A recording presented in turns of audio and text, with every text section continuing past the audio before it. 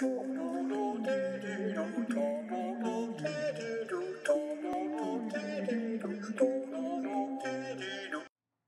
bonsoir toutes et tous. Alors, une vidéo autour de la sphère du moi-je. Déjà, je vais commencer comme ça. L'objectif de la pratique de l'instant en rapport à cette sphère-là, donc en rapport à l'ego, ce n'est pas que nous en ayons plus, c'est pas possible, mais c'est surtout de lui donner moins de place. On ne se rend pas compte combien on est amené à tout voir, tout faire à partir de la survie et donc du moi-je. Et donc de l'identification à une idée de soi. Et toute notre biochimie est en prise de ça. Ce que j'ai pu constater, chez moi et chez d'autres, c'est que dans le moi-je, il y a un monstre. Il y a des choses monstrueuses. Chez, je dirais, tout le monde. Il y a la mort, ce que j'appelle l'en-mort. Les mouvements de mort. Dans le sens où le moi-je se construit sur des oppositions à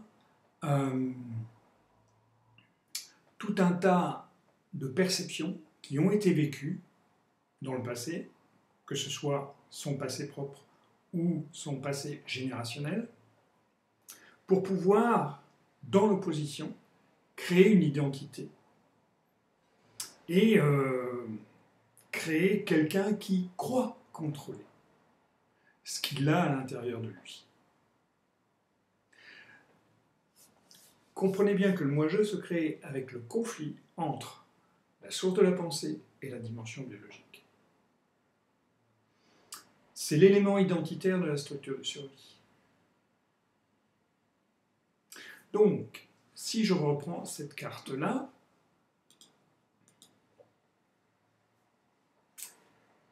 les dimensions au niveau comme les qualités de l'essence, le je, une partie des archétypes, le vide, le non-je, l'absolu sans nom.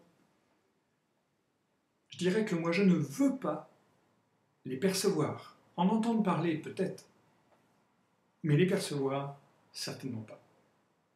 Et les vivre en lui. Alors qu'elles sont là. Elles baignent tout. C'est pour ça que j'appelle ça la vie. Et l'objectif de la formation entière Surfez votre vie par la pratique de l'instant, c'est de pouvoir redonner les lauriers à César, c'est-à-dire les lauriers à la vie, de pouvoir se mettre dans cette vie tout en alignant l'ego avec cette vie. Donc, en lui laissant sa place, en reconnaissant que c'est tout un apprentissage de fonctionnement qui a sa réalité, qui a sa fonction juste, mais pour moi, il y a quelque chose d'absolument capital à nourrir la vie et arrêter de nourrir la survie. La première partie de notre vie, donc la première naissance, si vous vous rappelez, on nourrit la survie. Donc on nourrit l'ego et on lui donne la place. On en rajoute une couche, on en rajoute une couche, on en rajoute une couche.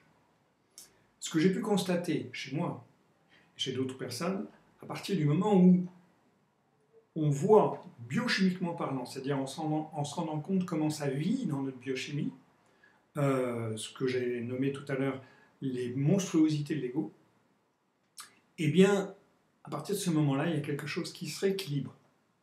C'est comme si le fait de regarder les mouvements de mort, ce que je vais appeler les mouvements de mort en soi, que ce soit à travers un muscle qui est en tension, et avec lequel dedans il y a bien sûr tout un émotionnel, et tout un vécu psycho-émotionnel, et qu'on laisse venir cette tension, dans le corps, on va aussi trouver des charges dans l'esprit, si on laisse venir à sa conscience ces charges, sans vouloir les éviter, sans vouloir les contourner, parce que ça c'est de la survie, et l'ego est maître là-dedans,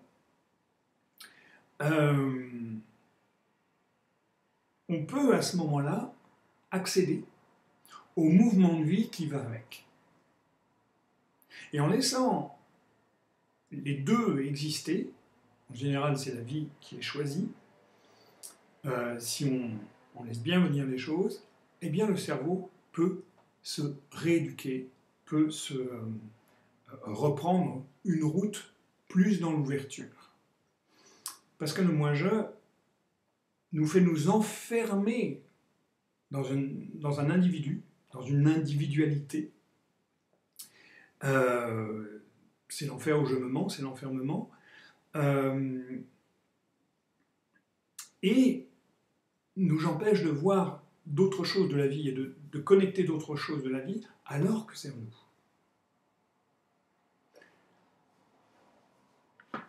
Donc, comme ça, pour le fun, pour le repérage, après je vais dire, l'ego, il y a une grosse partie de la formation sur Fait votre vie qui est sur l'ego. Et c'est pour vous dire combien il me semble que c'est important de l'aborder en conscience. Alors, les maîtres mots du moi-je, vous allez avoir moi d'abord, l'important c'est ce que je fais, ce que je veux, ce que je rêve. Pour moi, ça doit être comme ça. Pour moi, quand c'est quand c'est comme ça, eh ben, c'est bien ou c'est pas bien. Des mots comme ça. Il y a aussi, je ne sais pas, je ne peux pas, j'ai peur, même j'ai pas peur pour compenser, tout ce genre de mots. Les actions maîtresses, conscientes ou inconscientes de l'ego, ça va être la recherche du plaisir, du bonheur, du bien-être, mais dans la recherche, ou dans une compensation. Il va y avoir l'effort, il va y avoir la bataille, il va y avoir l'évitement, il va y avoir le contrôle et le pouvoir, il va y avoir la sécurisation, la recherche de sécurisation, de sécurité, mais quand on cherche la sécurité, ça veut dire que en soi, on a l'impression de ne pas l'avoir. Vous verrez plus tard, c'est ce qu'on appelle la dynamique du faux noyau faux soi. Et la satisfaction des besoins de reconnaissance, de valorisation, d'écoute, d'amour, de respect, quand vous êtes avec la vie, avec le vide, ces satisfactions, ces besoins sont plus utiles. Bon, ça peut faire plaisir quand c'est là, mais il n'y a pas besoin de le rechercher. Parce qu'on est comblé par la vie intérieure. Ensuite, les moteurs refoulés de survie, il va y avoir l'idée de la mort. Il faut éviter la mort. Et on contrôle la mort. Donc, tout ce qui peut représenter ce qui est vécu, lu comme mort, alors que notre corps va mourir. C'est une réalité. Les perceptions de mort, c'est important, oui. La peur, le manque, l'impression d'être seul, les perceptions liées à une impression de disparition. C'est pour ça que le vide est évité, parce que on a peur de disparaître dans le vide. Même les scientifiques, quand ils disent la nature a horreur du vide, en fait, ils sont dans ce piège-là, parce que la nature n'a absolument pas peur du vide. Au contraire, comment elle pourrait vivre s'il n'y avait pas de vide? Elle serait complètement amalgamée dans une masse. Ce n'est pas le cas. Et aussi, les moteurs refoulés de survie, les problèmes à contrôler. Oh, ça, c'est génial, les problèmes à contrôler. On n'en veut pas, et pour les contrôler, il en faut. Quelques éléments de la structure de survie. Dans la fonction, il y a la dualisation de l'unité. Le moi-je, la sphère du moi-je permet la protection, la défensive, et l'idée de soi est sa préservation. D'accord ? Je vais dire que la défensive, la protection, elle est juste dans la dimension biologique. Notre corps a besoin d'être protégé. C'est-à-dire, s'il fait trop froid, il faut trouver les moyens de le protéger. Soit en le couvrant, soit, par exemple, en respirant pour amener de la chaleur à l'intérieur. Par exemple. Mais ça n'a rien à voir avec une identité. Comprenez ça. Mais la structure de survie va mettre ça avec une identité. Et pourquoi? Parce que cette dualité, ce moi-je, permet un passage de l'unité à la dualité, mais à un moment donné, de la dualité à l'unité. C'est un pont de conscience. C'est-à-dire qu'à partir du moment où on ose, où on se permet, où on décide de voir, je vais dire entre guillemets, son erreur, comment on se coupe de la vie, comment on contrôle la vie, et qu'on arrête de le faire, alors le moi-je devient un pont de conscience. Et ça, j'appelle ça la deuxième naissance. Combien de personnes témoignent de ça où, après un accident, après quelque chose de difficile, il y a quelque chose qui se passe. On revisite les copies, on révise les copies. Voilà. Alors, qu'est-ce qu'on va y trouver? D'une façon plus consciente, une dualité, une logique mentale liée à la raison de ce qui doit être en fonction de ce qui ne doit pas être en lui, une recherche à survivre, une recherche au bonheur, au plaisir et à la compensation au niveau de la possession et de l'avoir, des jugements sur soi, la vie et le monde, projetés sur l'extérieur. Ces jugements peuvent être, en plus, très, très souvent, ils sont refoulés, et pas forcément, ils ne sont pas forcément tous conscients. Une relation au monde, à la vie et à soi, avec des éléments comme la manipulation, la séduction, le contrôle, la bataille, la confrontation, la camaraderie et la sympathie. Pour survivre, il faut les copains. Il faut être un tant soit peu bien avec les autres. Donc, il y a tout un jeu entre le besoin d'avoir de l'amour des autres et le besoin de faire en sorte que les autres nous reconnaissent en tant que nous-mêmes, donc dans l'idée qu'on a de soi, consciente et inconsciente. Et là, il peut y avoir des batailles et des sacrés conflits. Qu'est-ce qu'il y a encore? Une adhésion à des éléments de la source intellectuelle et une opposition à des éléments de la source de l'inconscient. Le moi-je va être plus dans la logique intellectuelle, pas la logique biologique, et il va plus être aussi dans la raison, ou alors dans l'affect, dans l'affectif. Voilà. D'une façon plus inconsciente, alors des identifications, des résistances, des personnages.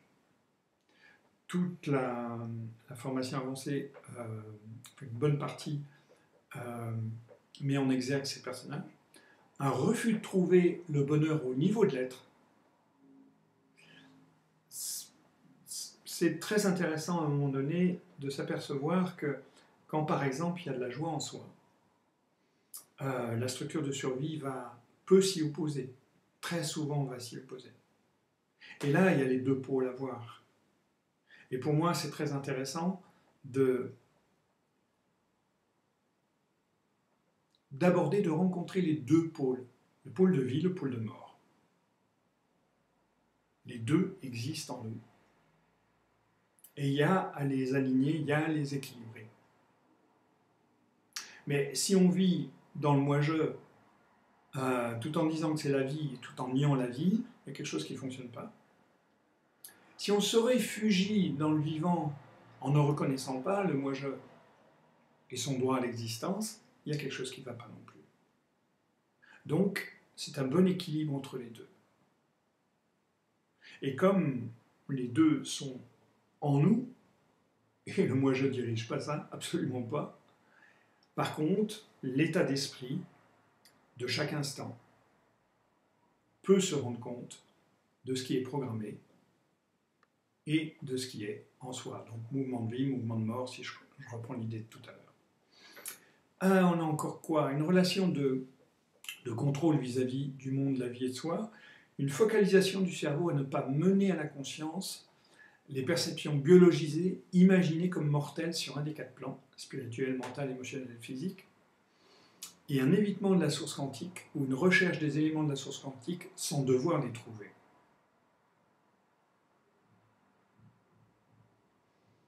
Hmm.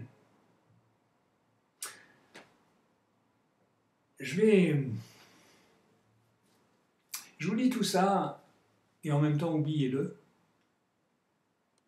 Pourquoi? Rencontrez-le. Mesurez combien ça existe en vous. Combien votre façon d'être est en prise de ça.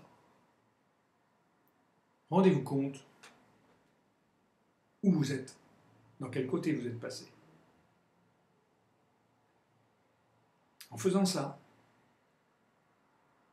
vous allez rééduquer votre cerveau. Krishnamurti soulignait l'importance de visiter toutes les couches de son cerveau. Et en fait, ce que j'en comprends, c'est l'importance de visiter comment notre cerveau est conditionné à tous les niveaux de sa fonctionnalité. Et de rééduquer ça. C'est un apprentissage fabuleux. C'est une rencontre entre soi et pas soi extraordinaire. Et comme le disait Nisargadatta, pour savoir qui tu es, sache qui tu n'es pas. Et c'est justement cet apprentissage-là. Tous les traumas qu'on a pu avoir, tous les déboires qu'on a pu avoir, tous les échecs qu'on a pu avoir, sont des apprentissages. Ça ne veut pas dire qu'il faut les garder, ça ne veut pas dire qu'il faut les collectionner, ça ne veut pas dire qu'il faut faire en sorte d'en avoir toujours et toujours. Ils sont là. Mais non pas les prendre comme des choses qui ne devraient jamais exister, mais comme des fenêtres d'apprentissage et de rencontre avec la vie en soi et soi. Et n'oubliez pas un autre objectif. On pourrait considérer que ce que nous sommes dans l'incarnation, c'est un espace avec une conscience individuelle qui peut changer à chaque instant. J'appelle ça l'état d'esprit. Un espace qui est traversé par des millions de perceptions. Extérieures, intérieures. Le moi-je, lui, il essaye de contrôler tout ça. Et il ne peut pas y arriver. Alors, par contre, il peut maîtriser tout ça. Enfin, c'est pas lui qui va maîtriser tout ça, c'est votre conscience qui va maîtriser tout ça, dans le sens où, à partir du moment où c'est accepté, où on apprend à aller avec, alors, la vie est complètement différente. Bon voyage.